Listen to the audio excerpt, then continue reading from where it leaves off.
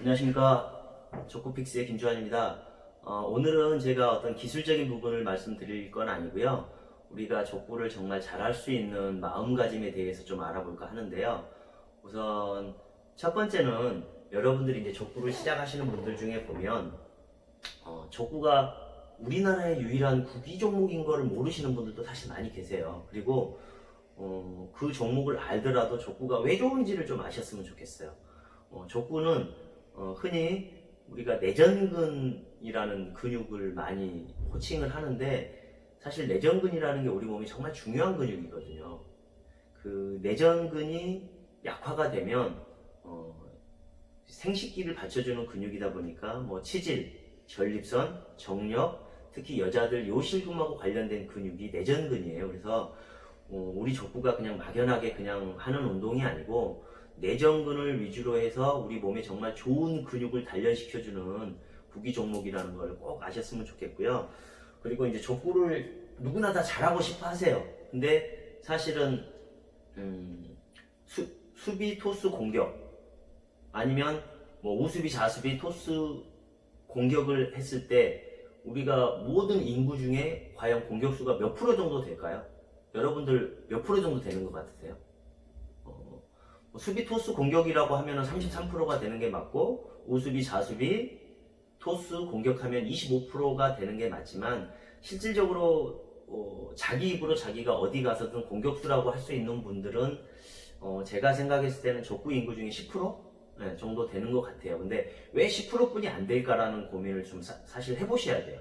특히 공격수를 하고 싶으신 분들은. 그러니까 예를 들자면 정말 뭐 축구가 됐든 야구가 됐든 프로이기도 하고 국가대표이기도 한 선수들조차도 사실 운동을 잘하기 위해서는 9대1의 법칙이라는 게 좀 있거든요. 그러니까 그게 무슨 말이냐면 공을 가지고 열심히 훈련하는 것도 중요하지만, 자, 첫 번째는 내 몸을 만드는데 90% 정도 활용을 하셔야 됩니다. 시간 투자를 하셔야 된다는 거죠. 그래서 여러분들이 90% 정도의 시간 투자를 하지 않으시면 절대로 아까 말했다시피 족구 인구의 10%에 들어갈 수가 없다라는 거죠. 그 다음에 더 중요한 거는, 족구를 이제 저한테 배우러 오시는 분들 중에 첫 번째 부류는 동호인 뭐 가입을 하셨는데 그냥 욕 안 얻어먹을 정도로 했으면 좋겠다고 하시는 분들이 계시고, 두 번째는 그냥 남들만큼 했으면 좋겠다, 네, 그런 분들이 계시고, 마지막에 이제 일부 100명 중에 뭐 한 10명 정도, 네, 그분들은 정말 자기는 전국대회도 나가고 싶고 정말 잘하고 싶다라고 하시는 분들이 계세요. 근데 정작 중요한 거는 저한테 배우러 오신 분들 중에 90% 이상은 목표 자체가 너무 낮아요. 그러니까 어차피 욕 안 얻어먹을 정도로 배우러 오시는 분들은 나중에 족구를 하시면 아시겠지만 어차피 욕 얻어먹게 돼 있고요. 그 다음에 즐길 정도로 뭐 족구를 하고 싶다고 오시는 분들조차도 조금 더 잘하는 사람들이랑 하게 되면 어차피 또 못하기 때문에 욕도 얻어먹게 돼 있고요. 또 하나는 족구는 잘하든 못하든 욕을 얻어먹게 돼 있어요. 그게 무슨 말이냐면, 잘하는 사람도 욕을 먹습니다. 그러니까 그렇게 잘하는데 인아웃 가지고 너무 어필이 심한다든가, 아니면 대회 때 이기기 위해서 수단과 방법을 사실 안 가리시는 분들도 계시긴 하죠. 근데 그거는 조금 뭐 보기에는 그렇지만, 어찌됐든 족구를 욕 안 얻어먹을 정도를 하시든 즐길 정도로 하시든 전국대회를 가시든 세 분이 다 욕은 얻어먹게 돼 있어요. 그래서 여러분들이 9대1의 법칙이 뭐냐면, 내가 정말 전국대회에 나갈 정도의 목표가 있으셔야 족구를 잘할 수 있다는 거죠. 그래서 여러분들이 꼭 족구를 공만 가지고 하지 마시고요. 내 마음가짐 자체를 전국대회까지 갈 수 있는 내가 족구인이 되겠다라고 하는 게 중요하고요. 그 다음에는 내 몸을 90% 이상은 투자를 하셔야 된다는 거죠. 그래서 여기 보시면 이너게임이라는 책이 있어요. 이거는 뭐 족구와 관련된 책은 아니고요. 이 테니스와 관련된 책이기도 한데, 여기에서도 이제 어떤 내용이냐면 테니스 선수들조차도 그 사람의 실력이라든가 승패를 좌우하는 게 심리적인 게 90%라는 거죠. 그래서 여러분들이 족구를 잘하고 싶어 하시면 정말 목표를 좀 높이 잡으셔야 되고요. 일례로 오른발잡이는 왼발을 잘 못 쓰시기도 하고, 왼발잡이는 오른발을 잘 못 쓰시기도 하는데, 이런 게 심리적인 게 사실 중요합니다. 그게 무슨 말이냐면, 왼발로 오면 나 스스로가 내 발에 대한 믿음이 없다 보니까 내가 불안해하는 경우들이 많아요. 그러니까 왼발을 연습을 못해서 못하는 것도 있지만 내가 심리적으로 내 다리를 못 믿기 때문에, 나 자신을 못 믿기 때문에 실력이 당연히 안 올라갈 수밖에 없다라는 거죠. 그래서 첫 번째 족구의 어떤 의미를 좀 아셨으면 좋겠고요. 그다음에 두 번째는 저 또한 마찬가지지만 족구에 미친 사람들이 사실 많이 있어요. 그러니까 여러분들도 잘하려고 하시면 정말 족구에 미치셔야 돼요. 그러니까 예를 들자면 제가 아시는 분 중에 1세대 공격수 중에 이제 GM대우 김혜수 형님이라는 분이 계세요. 실제 제가 이제 연습하는 거는 못 봤지만 예전에 뭐 퇴근할 때 전봇대에다가 노바운드로 하루에 500개씩 했다는 말을 제가 들은 적이 있고요. 그 다음에 두 번째는 제가 좋아하는 그 강남 오토파킹의 이제 주수형님 같은 경우는 보면 실제 제 눈으로 봤는데 대회장에서 혼자 축구골대 앞에서 페인트 연습을 하고 계시더라고요. 대회 때조차도. 그래서 저분은 우승할 수밖에 없겠다라는 생각이 많이 들었고요. 그 다음에 최근에 이제 제가 좀 친하게 된 대왕의 기래형님도 저도 최근에 좀 들었는데요. 족구를 너무 열심히 하다 보니까 이를 너무 악물면서 하다 보니까 임플란트를 한 게 많대요. 족구 때문에. 그러니까 정말 이 악물면서 하셨다라는 거죠. 그리고 우리나라에서 이제 최고 공격수라고 할 수 있는 쌍둥이도 제가 예전에 들었던 말 중에 하나는 뭐였었냐면 하루에 3시간씩 3년을 연습을 했다라는 말을 누구한테 들었던 것 같아요. 그래서 그 친구들도 정말 뭐 천부적인 재능이 있어서도 있겠지만 3시간씩 3년을 연습을 한다라고 하면 그거는 사실 어마어마한 시간이거든요. 사실 우리 족구인들은 3년에 1시간 할까 말까 하는 분들 사실 많거든요. 그래서 여러분들이 족구를 정말 잘하시려면 두 번째는 족구에 미치셔야 돼요.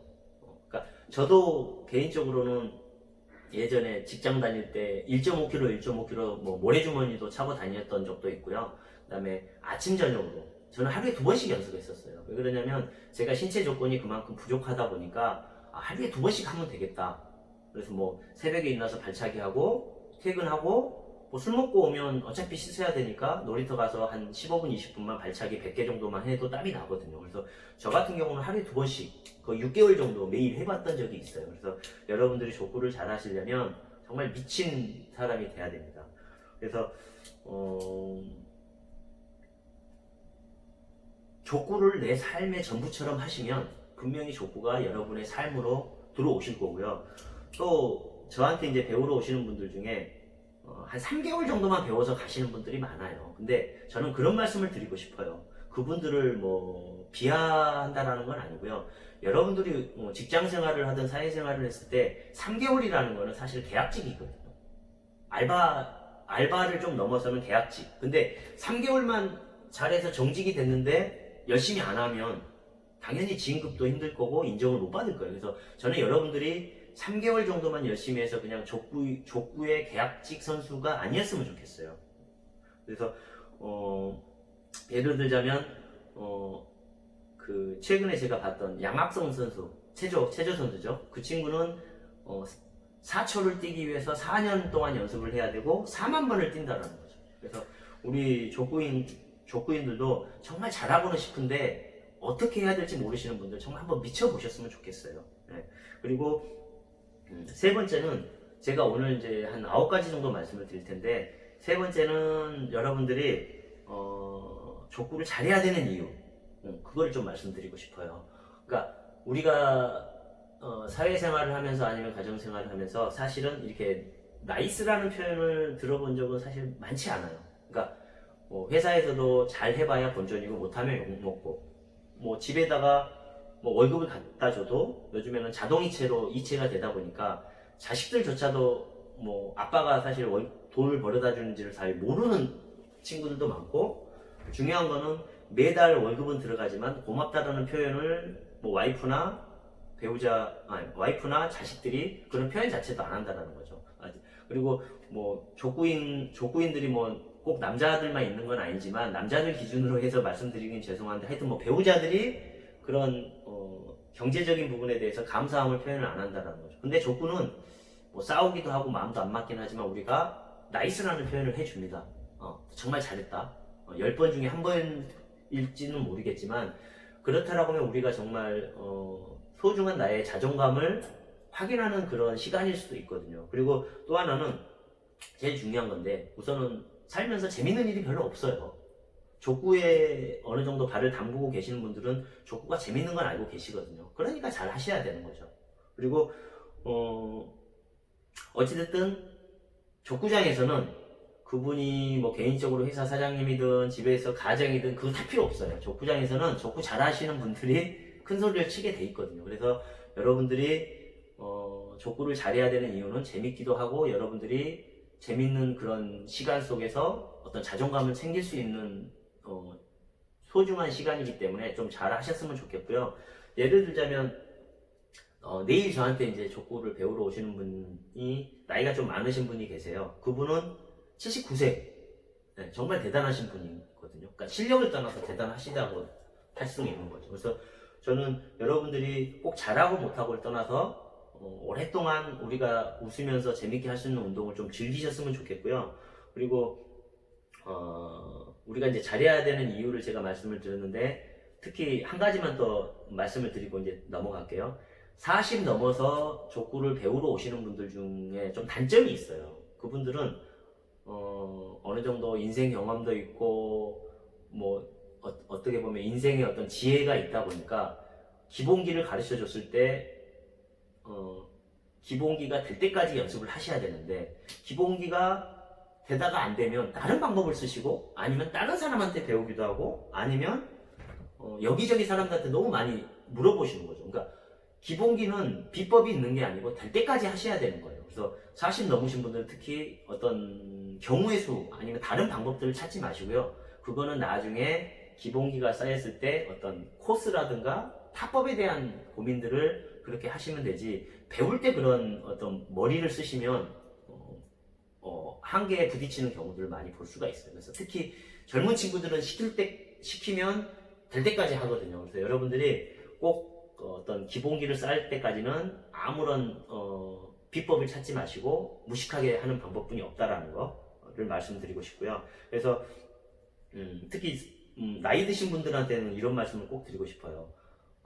족구를 배우러 오셔가지고 자존심을 안 내오셨으면 좋겠어요. 뭐 자존심 상할 수도 있어요, 사실 당연히. 근데 그걸 참으셔야 진정한 족구인이 될 수가 있고요. 그래서 제가 좋아하는 문구 중에 하나가 프로는 자신감을 내세우고 아마추어는 자존심을 내세운다는 말이 있거든요. 그래서 여러분들이 운동을 하실 때는 자신감만 내세우셔야지, 자존심을 내세우는 순간 여러분들은 3부에서 멈출 수밖에 없을 수도 있거든요. 그래서 여러분들이 잘해야 되는 이유를 제가 세 번째를 말씀드렸고요. 그 다음에 네 번째는 아까 제가 이제 우리나라에서 최고로 잘하는 트윈 호크마 쌍둥이 공격수 제가 말씀을 드렸었는데요.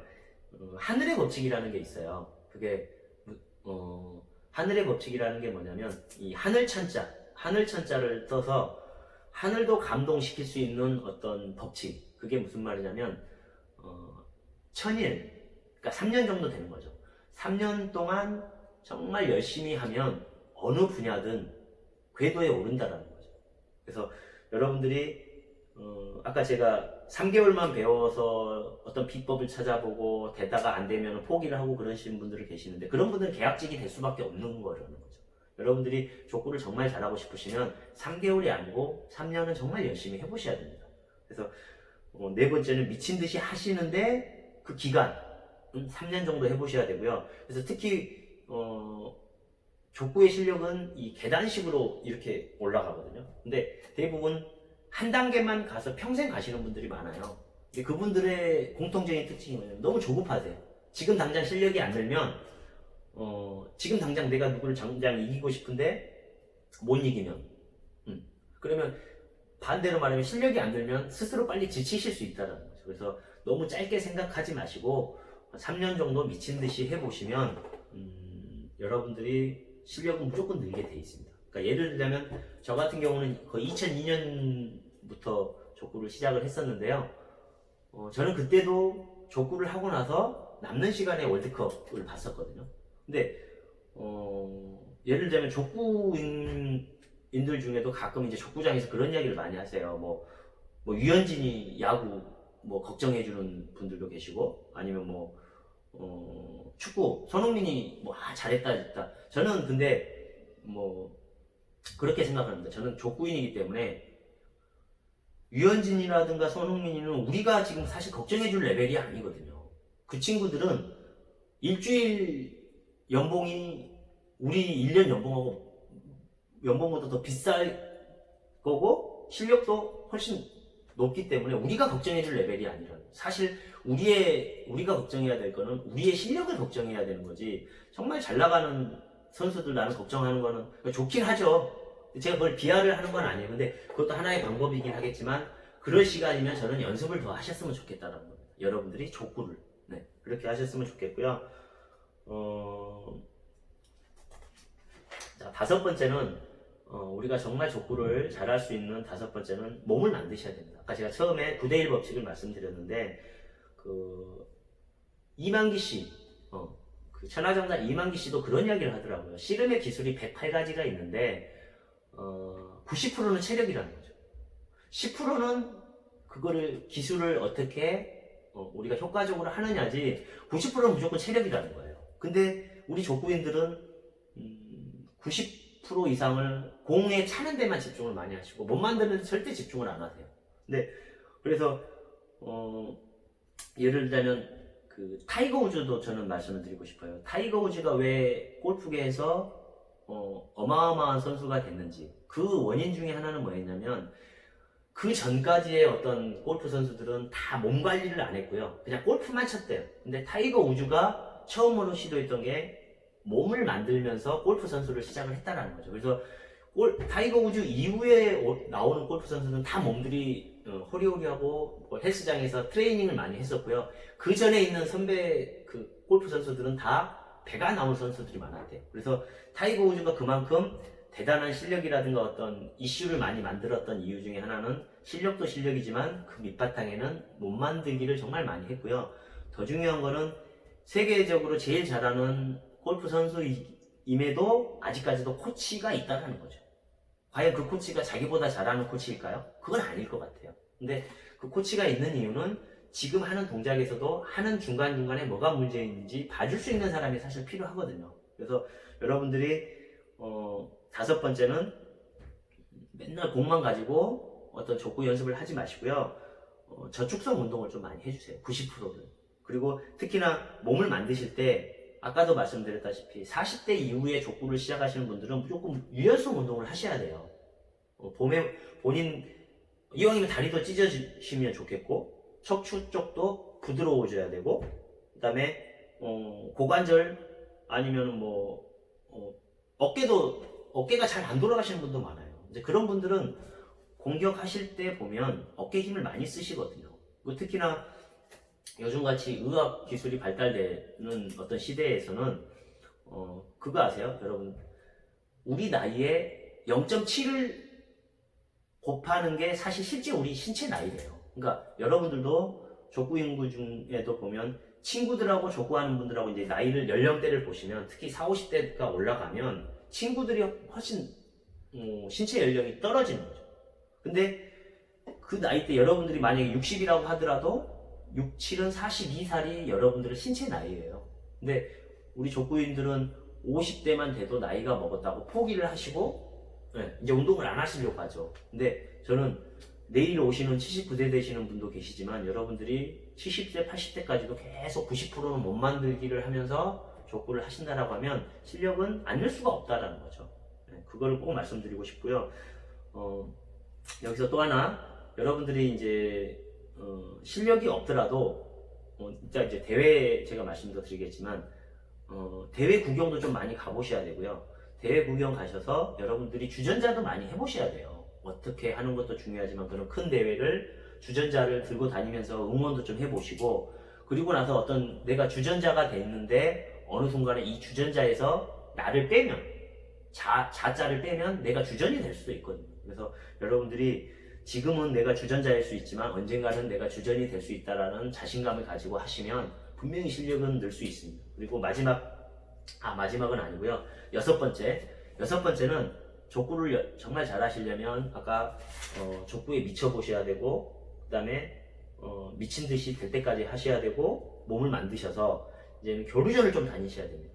자, 교류전을 다니시는데 저는 그 말씀을 드리고 싶어요. 가는 거리만큼 실력이 는다라고 저는 말씀드리고 싶네요. 그러니까 제가 한 2년 전에 안산에 누나집 가서 이제 간 김에 족구를 하러 상록 족사모에 갔었는데 그때 이제 거기 형님들이 그런 이야기를 하시더라고요. 예전에 안산까지 교류전 왔던 팀이 있대요. 근데 지금은 보니까 잘하는 팀이에요. 근데 어디서 왔을 것 같아요? 뭐 주말에 교류전을 온 게 아니고 평일날 야간 교류전을 왔다고 하는 거예요. 그것도 한 번도 아니고 여러 번을. 여수에서 왔대요. 안산까지. 그래서 야, 저는 그 말 듣고 저는 그 팀은 당연히 잘하겠구나라고 잘할 수밖에 없는 거죠. 꼭 그 정도까지는 멀리를 안 가더라도 저도 개인적으로 예전에 처음에 배울 때는 안산, 안양, 경기도 용인도 가보고요. 혼자 많이 다녀보셔야 되고 혼자 아니고 이제 팀을 이뤄서도 교류전을 많이 가보셔야 돼요. 그러니까 어느 순간에 실력이 좀 늘면 대회를 가지 마시고요. 대회를 가기 전에 무조건 교류전을 가셔야 돼요. 왜 그러냐면 대회 가셔가지고 예탈을 하실 수도 있거든요. 그래서 교류전을 가시면 게임도 많이 할 수 있기 때문에 교류전도 많이 가셔야 되고요. 중요한 거는 이제 교류전 정도 다니실 때가 되면 이제 팀을 꾸리게 되는데 팀 꾸릴 때는 사실 변수가 있어요. 그게 뭐냐면 마음을 맞추면 실력이 안 맞고요. 또 실력을 맞추면 또 마음이 안 맞아요. 그러니까 둘 다는 맞출 수는 없어요. 불가능한 이야기예요. 그러니까 여러분들이 결혼을 해서 살지만 배우자랑도 마음이 다 안 맞거든요. 그리고 우리 부모님이나 우리 자식들도 마음이 다 맞을 수가 없어요. 그래서 여러분들이 족구를 어느 정도 실력을 쌓아서 팀을 만들었을 때 완벽하게 팀워크를 맞추겠다 아니면 실력을 맞추겠다 그건 불가능한 이야기입니다. 어느 정도 감수를 하셔야 되고요. 특히나 우리 인간이라는 존재는 우리가 이해할 수 없는 행동들을 많이 하죠. 족구인들도. 근데 인간은 우리가 이해할 수 있는 존재는 아닌 것 같고요. 그냥 인정해 줄 수 있는 존재이지 않을까 좀 생각을 해요. 그래서 여러분들이 교류전 다니는 것도 중요하지만 팀을 어떻게 짜느냐가 정말 중요합니다. 그래서 팀을 잘 짜서 교류전을 다니시면 여러분들이 실력을 한 두세 단계는 금방 올릴 수가 있고요. 그 다음에 이제 6번째 교류전을 다녔으면 7번째는 그때 대회를 다니셔야 됩니다. 대회 때는 아까 이제 제가 그런 말씀 드렸는데 예탈도 좀 해보셔야 돼요. 예탈을 하면 이제 저는 그런 말씀도 드리고 싶네요. 해탈을 좀 할 수가 있죠. 마음도 좀 놓을 수가 있고. 근데 너무 멀리는 가지 마세요. 그러니까 예를 들어 저 같은 경우는 서울인데 서울 경기까지는 괜찮은데 서울에 있는 팀이 뭐 충청도라든가 이런 데까지 가버리면 강원도까지 가버리면 예탈을 해서 차 타고 올라올 때 아무 말 없이 숨소리만 듣고 올라오실 수가 있어요. 근데 사실은 그런 것도 필요하기는 해요. 그래야 사실 우리가 해탈을 하거든요. 그래서 여러분들 족구를 정말 잘할 수 있는 7번째 방법은 해탈을 하는 게 아니고 예탈도 해봐야 되고 해탈도 해봐야 돼요. 그래서 제가 이제 또 들었던 팀 중에 정말 멋있는 팀이 하나 있더라고요. 그러니까 울산 하나 팀은 대회를 가면 가족들이 다 가더라고요. 그래서 당일치기로도 가지만 거의 1박 2일로 많이 간대요. 그래서 대회도 가고 가족들이랑 여행도 하고. 그러니까 그렇게 아마 맞출 수 있는 팀은 제가 듣기로는 많지 않아요. 하여튼 팀도 마음이 안 맞든 실력이 안 맞든 3년 맞추기 쉽지 않습니다. 근데 그런 거를 네 분들이 서로 이해를 하면서 대회를 다니시면 여러분들이 많은 실력을 올리실 수 있을 것 같고요. 자, 마지막으로 정말 여러분들이 족구를 잘 하시려면 저는 그 말씀을 드리고 싶어요. 그러니까 멋진 족구인이 됐으면 좋겠어요. 그러니까 족구만 잘하는 사람이 아니고 족구 플러스 알파? 지금 갑자기 떠오르시는 분들 이제 2분 정도? 제가 정말 두 분 다 좋아하는 형님들이죠.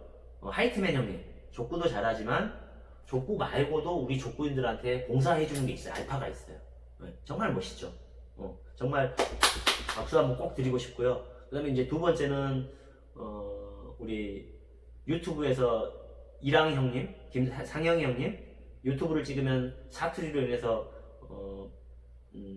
아나운서처럼 해설자처럼 정말 잘해주시는 분 있죠. 그분은 족구 실력도 실력이지만 족구인들이 모르시는 분들이 사실 없잖아요. 그래서 여러분들이 멋진 족구인이 되는 마지막에 최고의 방법은 족구 플러스 알파. 저는 그게 이제 사랑이라고 표현을 하고 싶어요. 그래서 저희가 이제 여기 책도 좀 많이 놔뒀는데요. 여기는 이제 족구와 관련된 책도 있고 우리 몸과 관련된 책도 있고. 그래서 여러분들이 족구를 사랑하는 방법은 여러 가지가 있어요. 뭐 책도 좀 읽는 족구인이 됐으면 좋겠고, 플러스 알파 중에 저 같은 경우는 여러분들이 이제 족구를 끝나고 식당에 가면 손을 먼저 씻는 것보다는 족구화를 먼저 좀 닦았으면 좋겠어요. 그러니까 우리가 뭐 공장이라든가 일을 할 때도 일이 끝나면 장비도 좀 정리도 좀 해놓고 정리정돈도 해놓고 그렇잖아요. 근데 족구인들 중에 신발을 버릴 때까지 세탁이라든가 닦는 거 한 번도 안 하신 분들이 사실 계세요. 근데 족구화도 좀 닦아주시고, 족구화를 이렇게 보관하실 때 신문지를 좀 넣어서 해주시면 냄새도 많이 잡으실 수가 있고, 땀도 좀 여기 신문이 잡아주거든요. 그래서 이렇게 족구화도 좀 관리를 좀 해주시고, 그래서 여러분들이 막연하게 그냥 족구만 잘하는 게 아니고요, 멋진 족구인이 되셨으면 좋겠고, 그래서 꼭 족구가 상금이 100만 원이 아니고 저는 1000만 원, 1억까지도 있었으면 좋겠어요. 그리고 마지막으로 제일 중요한 거, 제가 항상 느끼는 거기도 하고 감사하기도 한 건데, 우리 족구인들은 지금 코로나 때문에 이제 많이 못 빼기는 하지만 사실 부모 형제들보다 자주 보는 사이예요. 자주 보는 사이고, 그렇기 때문에 특히나 이제 저처럼 시골에서 올라와서 서울에서 살다 보면 어쩔 때는 시골 선후배 같은 그런 느낌들도 많이 받아요. 그래서 우리가 일주일에 서너 번씩 보는 정말 소중한 관계이기 때문에 그냥 족구만 잘하고 못하고가 중요한 게 아니고, 그 사람들을 뭐 좀 이해도 좀 해주고 사랑도 좀 해주고 팀워크도 좀 맞춰보고요. 우리가 7, 80, 90 될 때까지 건강하게 멋진 족구인이 되기를 응원하면서, 오늘은 여러분들이 어떻게 하면 족구를 잘할 수 있는 마음가짐이 될 건지를 좀 정리를 해봤는데요. 제가 뭐 두서없이 좀 말씀드리긴 했지만 여러분들이 꼭 공만 잘 차는 족구인이 아니고요, 정말 멋있는 족구인이 되기를 응원하면서 이만 마치겠습니다. 감사합니다.